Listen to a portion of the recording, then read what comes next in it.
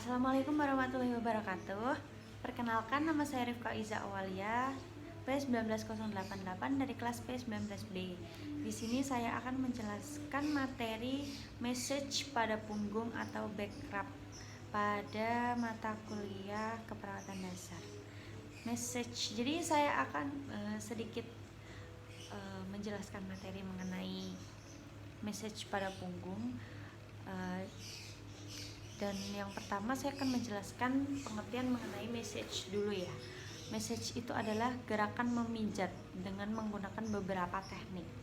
Pijatan ini bermanfaat untuk kesehatan, antara lain mengurangi rasa nyeri, melancarkan peredaran darah tubuh, mengurangi ansietas, dan meningkatkan relaksitas. Jadi ketika kita memberikan pijatan message pada punggung pada pasien, itu membuat pasien makin rileks gitu.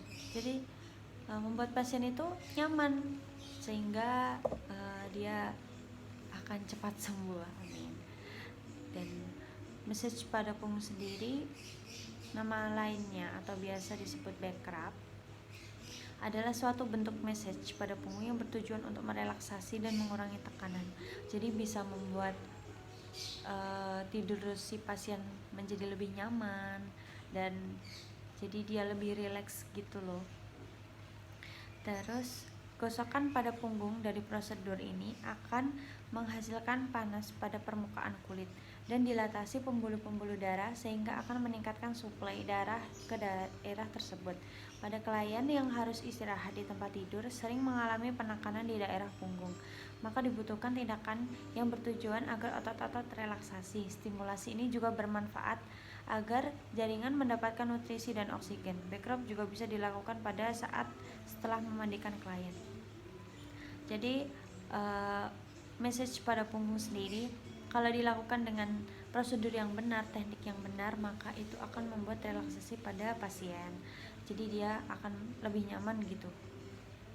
Prosedur tindakan: mempersiapkan alat, musik, lotion, handuk, baju ganti. Jadi musik yang nyaman itu membuat pasien ketika dilakukan pemijatan akan membuat lebih nyaman.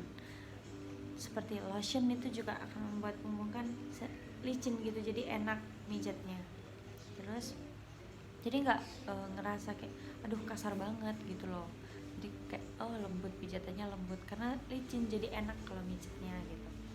Terus yang kedua ada memulai tindakan dengan membaca doa Bismillahirrahmanirrahim. Yang ketiga, mencuci tangan, keringkan, dan memakai handscoon.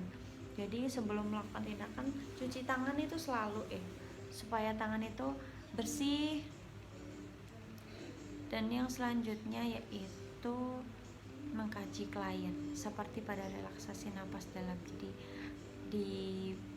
ditanyain dulu sekarang perasaannya gimana, atau yang dirasakan apa, bisa tidur atau tidak, nyaman atau tidak, seperti itu. Kemudian menutup pintu ruangan dan korden supaya tidak terlihat samping-samping ya, karena kan ketika dipijat tidak menggunakan pakaian gitu. Yang selanjutnya ada mengajarkan klien cara menggunakan skala nyeri, menjelaskan tentang intensitas skor nyeri.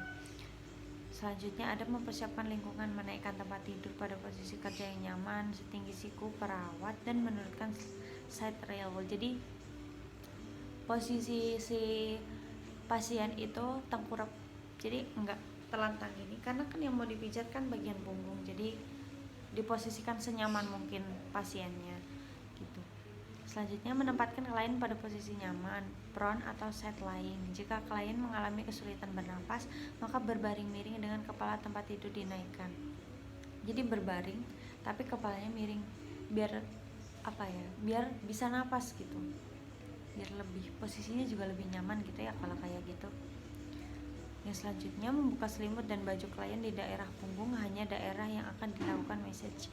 Jadi kan ini bukan tindakan kayak mau operasi gitu ya. Operasi kan pasti kayak harus kita lihat semuanya. Tapi kalau sewaktu message itu, kalau misalnya punggung yang dilepas bajunya punggung aja. Ya maksudnya baju atas gitu. Nggak usah semuanya bener-bener semua gitu, nggak usah. Terus selanjutnya yaitu menyalakan musik lembut dan menyenangkan sesuai kesukaan klien. Jadi kalau misal si pasien request lagu apa gitu, malah dipersilahkan gitu loh, karena mungkin itu yang membuat dia nyaman, ya kita lakukan saja. Kemudian memastikan klien tidak alergi terhadap lotion. Jadi sebelum lotionnya itu dipakaikan ke punggung dari pasien, jadi itu ditanyain dulu gitu. Biasanya pakai minyak zaitun sih. Nah, ditanyain dulu ada alergi minyak zaitun atau enggak, atau lotion yang biasa kita gunakan itu kita tanyain dulu ada alergi atau enggak. Kemudian menghangatkan lotion di telapak tangan perawat atau menempatkan botol di waskom kecil berisi air hangat, jadi kita pegangnya bisa lebih gampang gitu. Yang selanjutnya ada mendorong klien bernafas dalam, pelan, dan rileks selama message.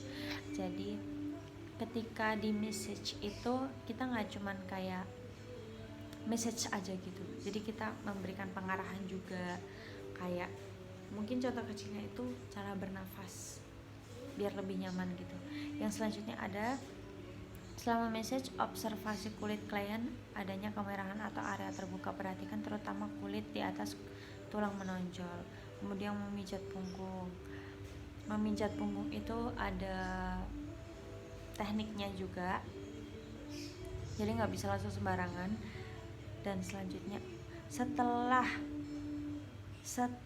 message selesai dilakukan, selanjutnya yaitu kita menggunakan handuk dan mengeringkan, membersihkan lotion yang berada di punggung, mengatakan bahwa message selesai dan meminta klien menarik nafas dalam, meminta klien bergerak perlahan setelah istirahat beberapa menit. Jadi setelah message itu selesai, kita memberi pengarahan gitu, misalnya apa, ini message-nya sudah selesai, terima kasih, terus disuruh memakai baju gitu. Terus yang selanjutnya yaitu melepas sarung tangan, membantu memakai baju dan selimut, menaikkan pembatas tempat tidur, dan menurunkan bed.